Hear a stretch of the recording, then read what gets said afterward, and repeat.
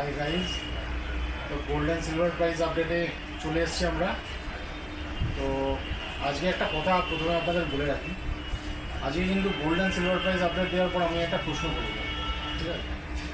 তো অনেকদিন ধরেই আমার ভিডিও আপনারা দেখছেন, তো আজকে কিন্তু আমার একটা প্রশ্ন থাকবে আপনাদের জন্য। তার আনসার কিন্তু হয় কমেন্ট করে জানালেও হবে, কমেন্টই করবেন, ইনবক্সে আসার দরকার নেই, কমেন্ট বক্সে আপনার কমেন্ট প্লিজ করবেন। তো প্রথমে বলি 24 ক্যারেট ফাইন গোল্ডের price. 24 carat fine gold 98,000 rupees per 10 gram, 98,000 টাকা প্রত্যেক 10 গ্রাম পাকা সোনার দাম।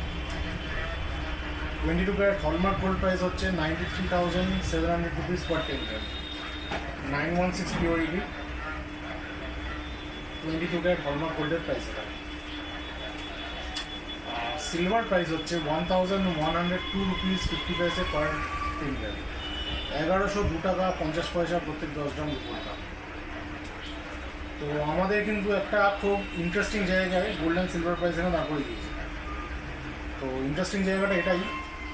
তো আমি প্রথমে ভিডিওর শুরুতে যেটা বলেছিলাম আর কি আপনাদের, যে আমি একটা প্রশ্ন করব। তো আমার প্রশ্ন সবার জন্য এটাই রইল যে আগামী 3 দিনের মধ্যে গোল্ড অ্যান্ড সিলভার প্রাইসটা কোন দিকে মুভ করবে, এটা আমার জানার ইচ্ছা আপনাদের। আপে মুভ করবে না ডাউন মুভ হবে? তো দেখা যাক আপনাদের এই কমেন্ট বা উত্তরটা প্র্যাকটিক্যালি কতটা নেই। কারণ সত্যি আজকে সিলভার প্রাইস আর গোল্ড প্রাইস দেখে আমার এটা বলতে না বলে থাকতে পারছি না। তো একটা ভালো রকম জায়গায় এনে আমার দাঁড় করে দিয়েছে। তো এটা মুভটা এবার ট্র্যাক করা খুব কঠিন হয়ে যাচ্ছে। তো আমি এটা নিয়ে ভোট করতে যাচ্ছি। তো এটা আজকের গোল্ড অ্যান্ড সিলভার প্রাইসে ছিল। আবার কালকে দেখা হচ্ছে নতুন গোল্ড অ্যান্ড সিলভার।